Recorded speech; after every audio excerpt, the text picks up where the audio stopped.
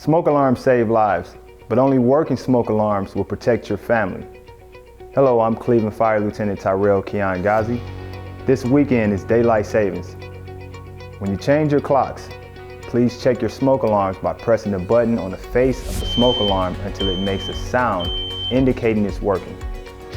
Smoke alarms should be located on every floor of the house, including the basement and anywhere people sleep.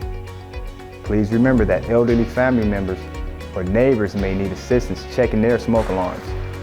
If your smoke alarm does not beep when tested or is 10 years old, we recommend replacing them. Operation Save a Life is our partnership with the American Red Cross, providing free smoke alarms to Cleveland residents installed by Cleveland firefighters. To sign up, call 216-361-5535. That's 216-361-5535. Thanks, and stay safe.